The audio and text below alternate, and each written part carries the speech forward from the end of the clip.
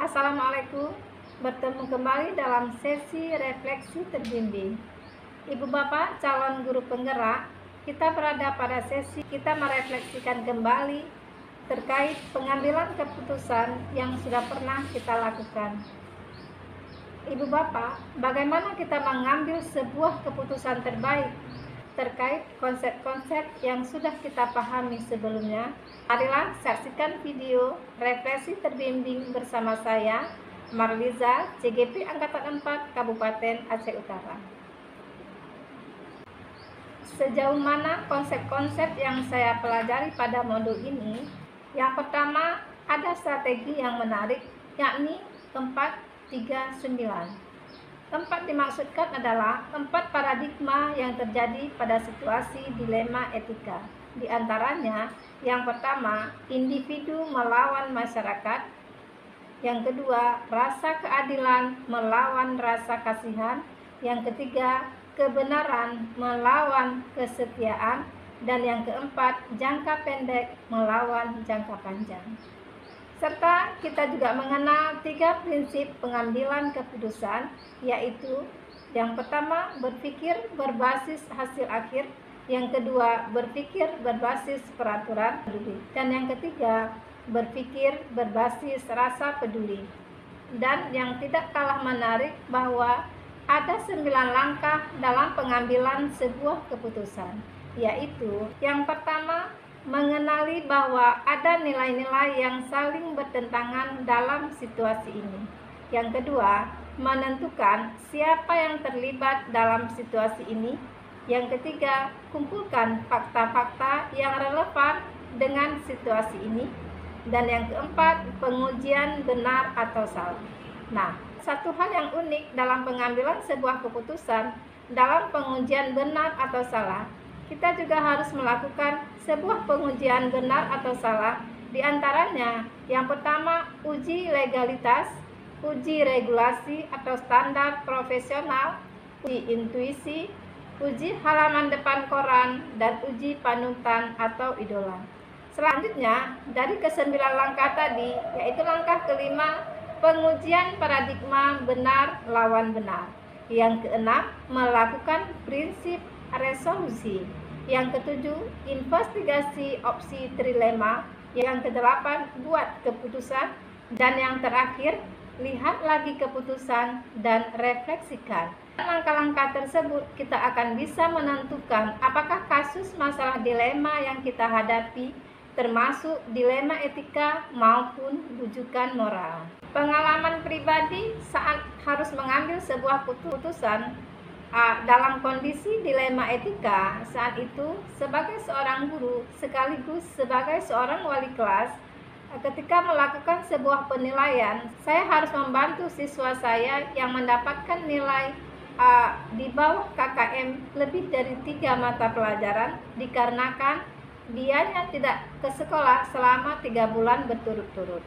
Namun, karena memikirkan masa depannya, maka saya memutuskan untuk tetap membantu siswa tersebut yang terlibat diantaranya, yaitu kepala sekolah, saya sebagai wali kelasnya, guru-guru, siswa, dan orang tua. Kemudian, fakta-fakta. Seorang guru tentunya akan terganggu jika harus memberikan nilai yang tidak sesuai dengan kondisi, namun harus menyesuaikan dengan standar yang ada. Yang kedua, sebelum mempelajari modul ini, saya sudah pernah mengambil sebuah keputusan sebagai pemimpin pembelajaran dalam situasi moral dilema. Bedanya dengan yang saya pelajari di modul ini yaitu bahwa keputusan yang saya ambil sebelumnya mungkin lebih berpihak kepada pribadi sendiri, lebih kepada emosional saya, lebih kepada kepentingan pribadi, dan kemudian tidak mengedepankan langkah-langkah yang disampaikan pada modul ini, yaitu tentang 439. Sehingga bedanya adalah hasilnya dari proses yang saya lakukan dalam pengambilan keputusan sebelumnya tidak melibatkan seluruh aspek yang ada, sehingga hasil yang saya peroleh dalam keputusan tersebut tidak seefektif dan seefisien setelah saya mempelajari modul ini.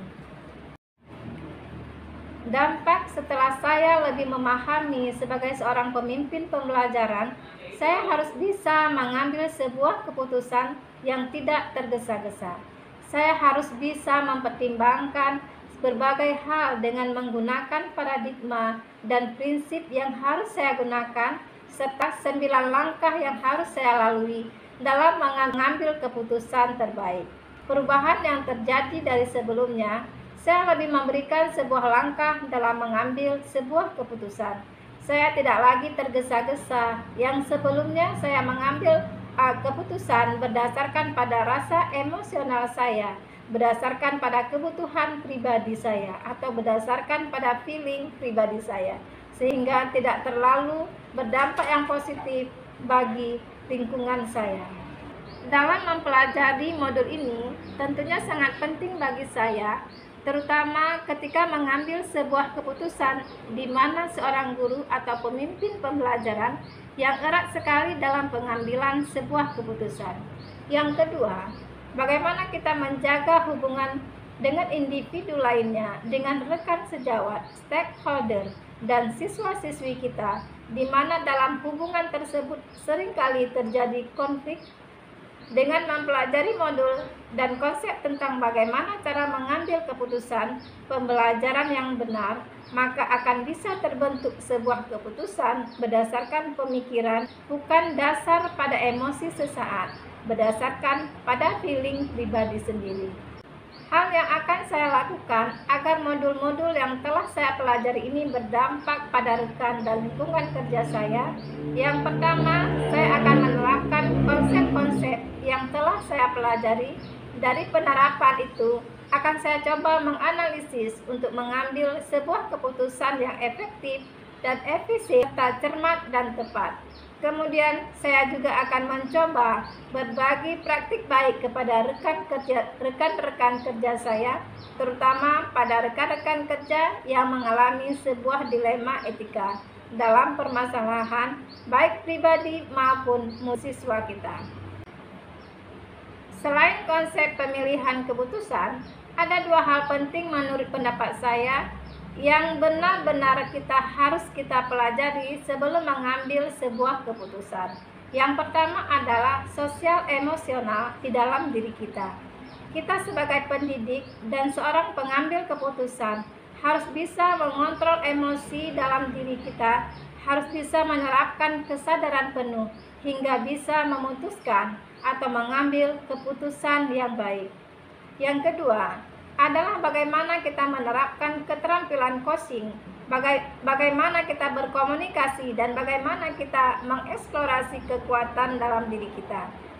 Kekuatan dalam diri orang yang kita kolaborasikan dalam mengambil sebuah keputusan, sehingga dari kedua coaching dan sosial emosional ini diharapkan keputusan yang diambil benar-benar secara tepat dan efektif, sehingga bisa berdampak positif bagi diri kita dan lingkungan di sekolah kita.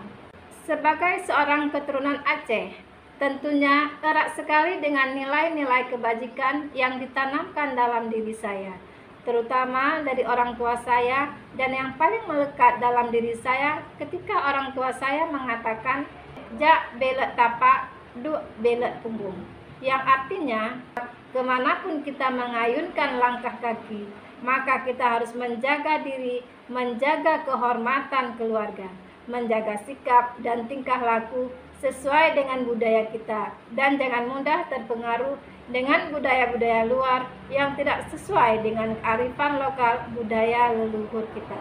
Yang kedua, ngoi belaku tubuh, pajuh belaku harta.